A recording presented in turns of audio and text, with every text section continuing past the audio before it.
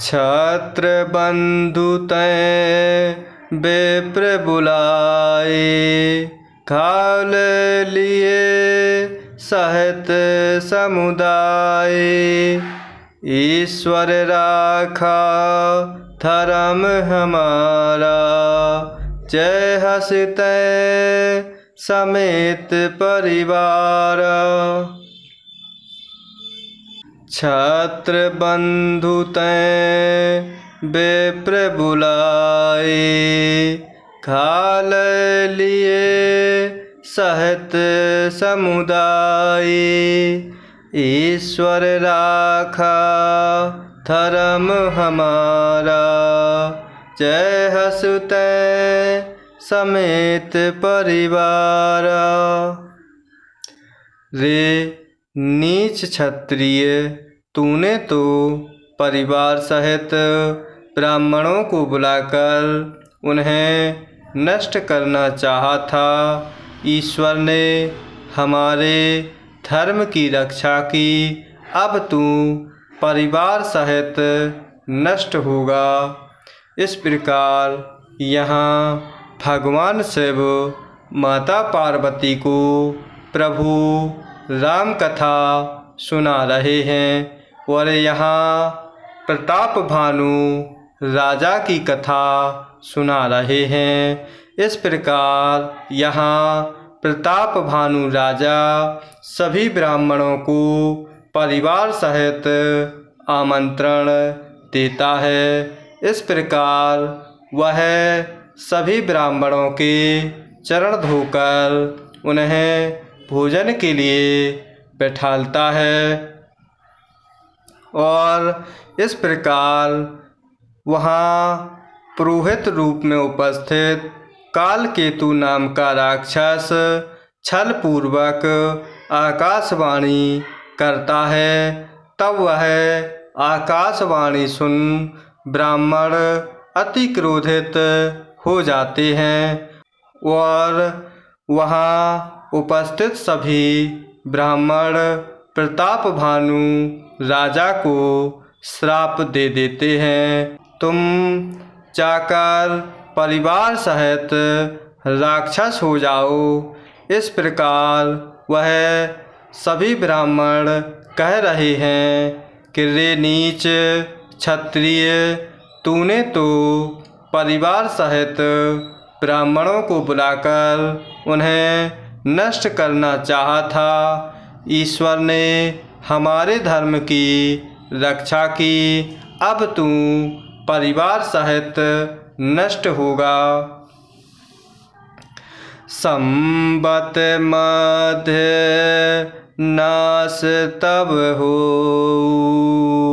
जलदाता न रहे कुल को।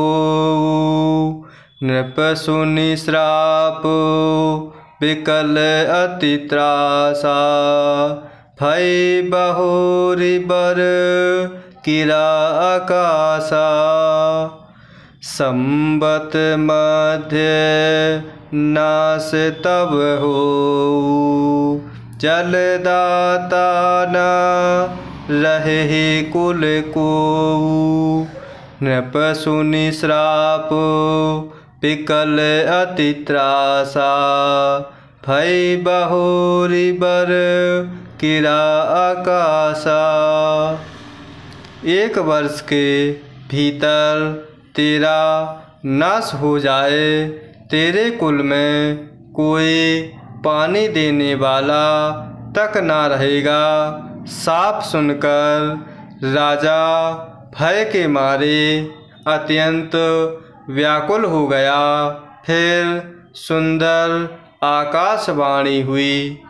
इस प्रकार यहाँ भगवान शिव माता पार्वती को प्रभु राम कथा सुना रहे हैं और यहाँ प्रताप भानु राजा की कथा कह रहे हैं। इस प्रकार यहाँ उपस्थित प्रताप भानु को सभी ब्राह्मण श्राप दे देते हैं और कह रहे हैं कि 1 वर्ष के भीतर तेरा सर्वनाश हो जाएगा।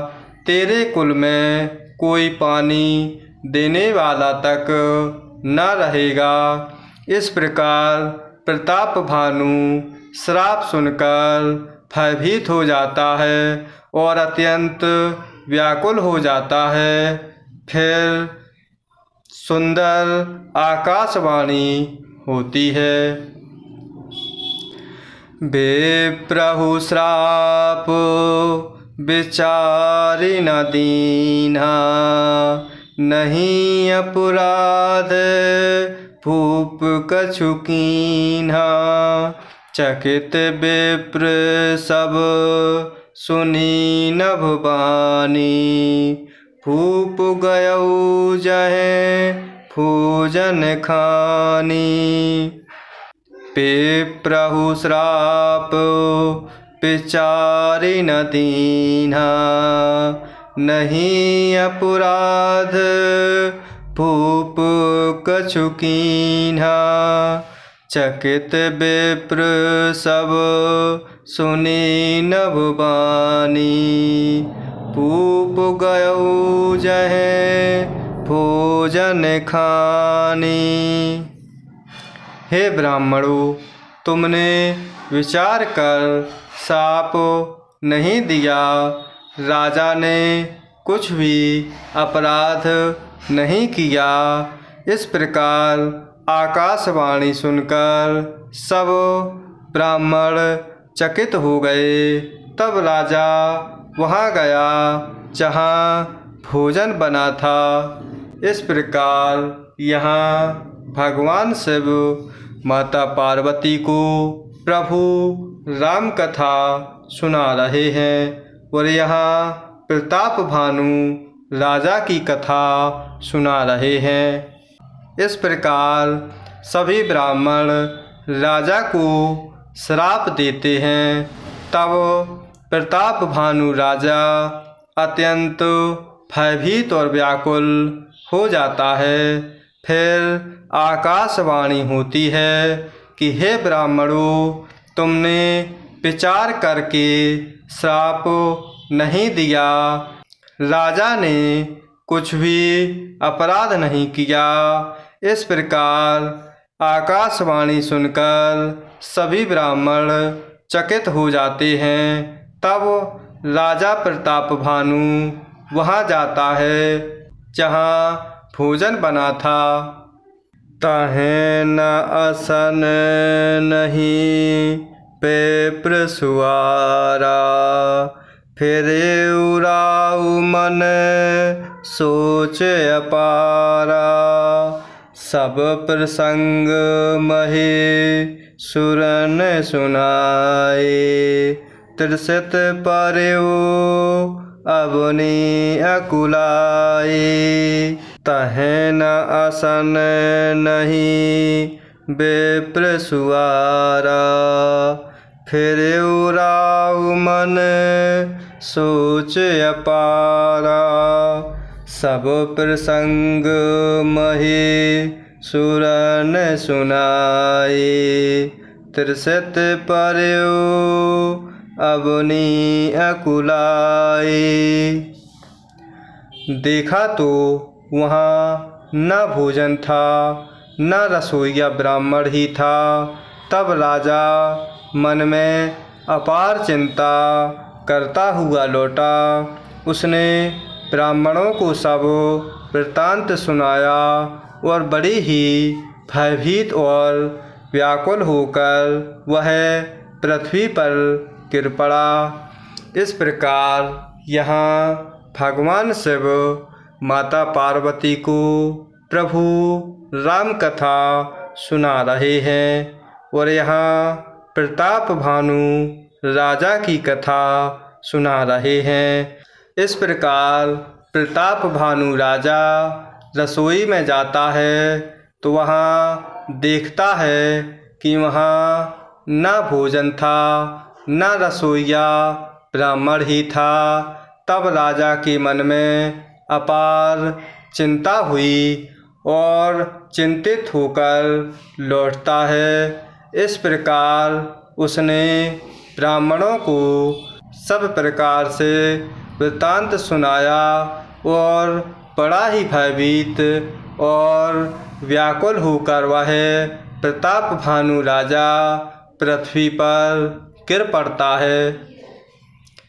भूपति भावे मिटै नहीं, यद्यपि न दूषण तोर, किए अन्यथा होय नहीं, विप्र श्राप अति घोर।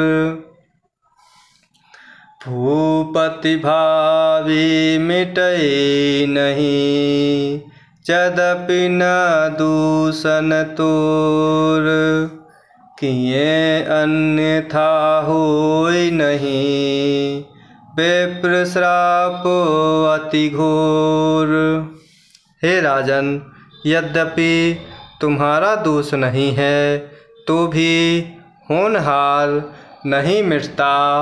ब्राह्मणों का शाप बहुत ही भयानक होता है, यह किसी तरह भी टल नहीं सकता।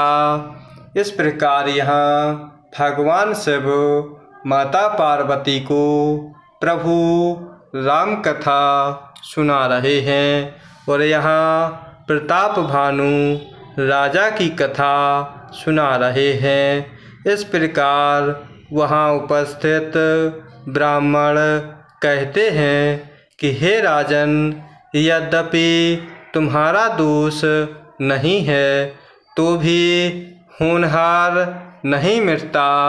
इस प्रकार भगवान शिव कह रहे हैं कि ब्राह्मणों का शाप बहुत ही भयानक होता है, यह किसी तरह भी टल नहीं सकता।